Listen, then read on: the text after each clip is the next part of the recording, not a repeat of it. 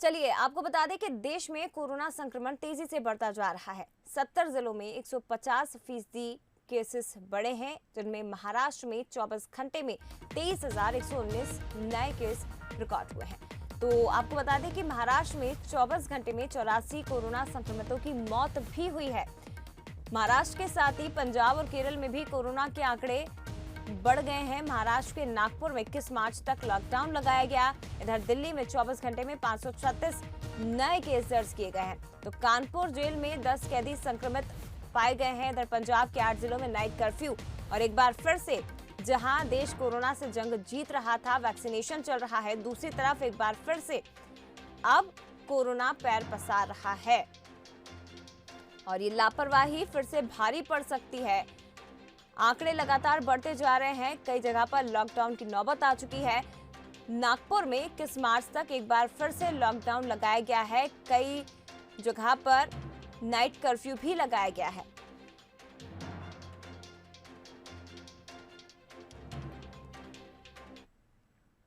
और उधर देश के साथ साथ मध्य प्रदेश में भी कोरोना संक्रमण बढ़ता जा रहा है। 24 घंटे में कोरोना के 832 नए मामले सामने आए हैं। इंदौर में संख्या 232 है, भोपाल में 196, जबलपुर में 72 मरीज मिले हैं, ग्वालियर में 29 पॉजिटिव पाए गए हैं। इधर उज्जैन में 32 मरीज मिले हैं। तो प्रदेश में कोरोना के 5,616 एक्टिव केस और प्रदेश में अब तक 2,71,040 कोरोना पॉजिटिव मरीज सामने आ चुके हैं। फिलहाल 2 लोगों की कोरोना से मौत हुई है। भोपाल, इंदौर में नाइट कर्फ्यू और प्रदेश के 8 जिलों में रात 10 बजे तक दुकान बंद करने के आदेश जारी किए गए हैं। तो मध्य प्रदेश के साथ साथ छत्तीसगढ़ में भी आंकड़े बढ़ते जा रहे हैं। 24 घंटे में 887 नए मामले छत्तीसगढ़ से सामने आए हैं। प्रदेश में 6 लोगों की कोरोना से मौत भी हुई है। इसके साथ ही राजधानी रायपुर में यह संख्या 287 है। बिलासपुर में 58 मामले सामने आए और राजधानी रायपुर के बाद सबसे ज्यादा संख्या दुर्ग में है, जहां 243 नए पॉजिटिव मरीज मिले हैं। दुर्ग में 3 मरीजों की कोरोना से मौत भी हुई है। तो मध्य प्रदेश समेत छत्तीसगढ़ में भी आंकड़े बढ़ते जा रहे हैं।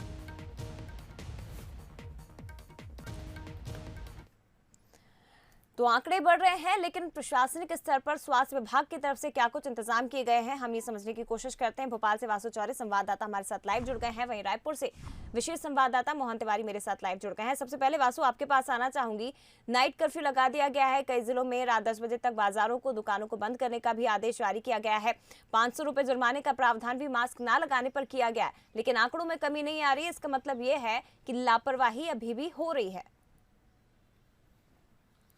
बिल्कुल जी, देखिए, राजधानी भोपाल की बात की जाए, इंदौर की बात की जाए या समूचे मध्य प्रदेश की बात की जाए, कोविड-19 का संक्रमण लगातार बढ़ रहा है, इस बात में कोई दो राय नहीं है। और इसको लेकर अब शासन प्रशासन अलर्ट मोड पर है, काफ़ी सतर्क है। अगर क्राइसिस मैनेजमेंट ग्रुप्स की बात की जाए तो उनकी जो बैठकें हैं वो कई चरण की हो चुकी हैं। दिशा निर्देश जारी कर दिए गए हैं कि सख्ती के साथ तमाम सारी जो गाइडलाइंस है, चाहे मास्क पहनने की बात हो, सैनिटाइजेशन की बात हो या फिर सोशल डिस्टेंसिंग का पालन करने की बात हो, इन सब को बहुत सतर्कता के साथ करना ज़रूरी होगा। तभी कोविड-19 का जो बढ़ता हुआ संक्रमण है एक बार फिर रुक सकेगा।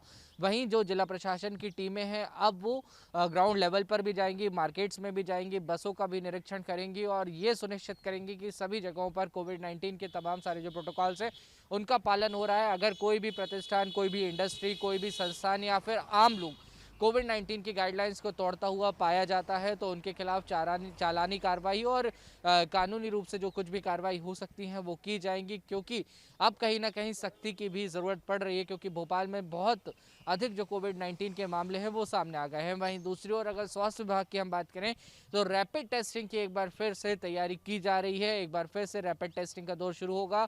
इससे ये सुनिश्चित हो जाएगा कि किसी भी इलाके में हॉटस्पॉट डेवलप ना हो और अगर कहीं से ज़्यादा मरीज सामने आ रहे हैं तो उन्हें तुरंत क्वारंटीन किया जाए और जो पूरा फिर कोविड-19 के इलाज का पूरा प्रोसेस होता है उसमें उन्हें शामिल कर लिया जाए ताकि दूसरे लोग उनके चलते इफेक्टेड ना हो। लेकिन इस सब के बीच जय, एक बहुत अहम बात यह है कि लोगों को ये समझना होगा कि कोरोना वायरस को रोकना, कोविड-19 के संक्रमण को रोकना सिर्फ शासन प्रशासन की जिम्मेदारी नहीं है, सिर्फ सरकार की जिम्मेदारी नहीं है, आपकी व्यक्तिगत जिम्मेदारी भी है। आप सतर्क रहें, गाइडलाइंस का पालन करें, कोविड-19 के संक्रमण की रोकथाम में अपना जो दायित्व है उसको निभाएं। एक बार फिर से जो कोविड के फ्रंटलाइन वॉरियर्स हैं, चाहे पुलिसकर्मी हो, स्वास्थ्यकर्मी हो, मीडिया कर्मी हो, पत्रकार हो, ये तमाम लोग एक बार फिर से फ्रंटलाइन वॉरियर्स के रूप में मैदान में डट चुके हैं और कोशिश यही रहेगी कि जिस तरीके से पहले हमने कोविड-19 के संक्रमण को कम किया, इस बार फिर से सफल हो। जया बिल्कुल, और ये भी समझने की जरूरत है वासु कि यदि ये सख्ती की भी जा रही है, यदि जल्दी बाजारों को बंद करवाया जा रहा है या जुर्माने का प्रावधान किया भी जा रहा है, तो वो आपकी सुरक्षा के लिए, आपके परिवार की सुरक्षा के लिए किया जा रहा है। इसलिए जरूरी है कि सहयोग प्रशासन को पूरा आम जनता की तरफ से भी मिल पाए। मोहन तिवारी हमारे साथ रायपुर से विशेष संवाददाता जुड़े हैं, उनका रुख करते हैं। मोहन, आपसे ये जानना चाहेंगे क्योंकि अगर छत्तीसगढ़ की बात की जाए, 24 घंटे में 887 नए मरीज मिले हैं। राजधानी रायपुर और दुर्ग में सबसे ज्यादा पॉजिटिव केस है। प्रशासनिक स्तर पर क्या कुछ इंतजाम किए जा रहे हैं? इसके साथ ही स्वास्थ्य विभाग की तरफ से क्या व्यवस्थाएं की गई है? लोगों को कैसे समझाइश दी जा रही है छत्तीसगढ़ में? देखिए, जो ये आंकड़े हैं वो चिंता बढ़ाने वाले हैं। जो आंकड़े अप्रैल सितंबर के महीने में पहले दर्ज किए गए थे, वही हालात एक बार फिर से बन रहे हैं और यही वजह है कि 800 से अधिक पॉजिटिव एक दिन में जब सामने आ रहे हैं तो प्रशासन में एक तरीके से जो है हड़कंप समझ गया है और जो तैयारियां पहले एक तरीके से शून्य हो गई थी और टेस्टिंग की प्रक्रिया के लिए जो बनाए गए थे सेंटर, उन्हें बंद कर दिया गया था, उन सबको शुरू करने की तैयारी कर ली गई है। इसके अलावा जिलों पर अलग अलग स्तर पर काम करने के निर्देश दे दिए गए हैं। जिले अपने क्षेत्र में जिस ढंग से केसेस आ रहे हैं उसके हिसाब से वो इंतजाम करेंगे। जो कोविड सेंटर थे बाकी जिलों में वो बंद कर दिए गए हैं। रायपुर और दुर्ग में जो बड़े अस्पताल थे वहाँ पर अलग से वार्ड और उनकी व्यवस्थाएं थी, उसे फिर से शुरू करने के निर्देश दिए हैं क्योंकि जो छत्तीसगढ़ में हैं आंकड़े वो 5000 को पार कर चुके हैं एक्टिव केसेस के और प्रतिदिन 800 से अधिक मरीज सामने आ रहे हैं। तो एक बार फिर से चिंता बढ़ाने वाले ये आंकड़े हैं और ऐसे में प्रशासन को अपने स्तर पर जो तैयारियां उन्होंने पहले से की थी लेकिन समय के साथ उन्हें धीमा कर दिया गया था और बंद सा कर दिया गया था, उन्हें फिर से चालू कर दिया गया है। कलेक्टरों को अपने अपने जिलों में बैठक कर इस स्थिति से निपटने के निर्देश दे दिए गए हैं। तो प्रशासन की ओर से जो निर्देश हैं उनका इम्प्लीमेंट अब जिले स्तर पर हो रहा है।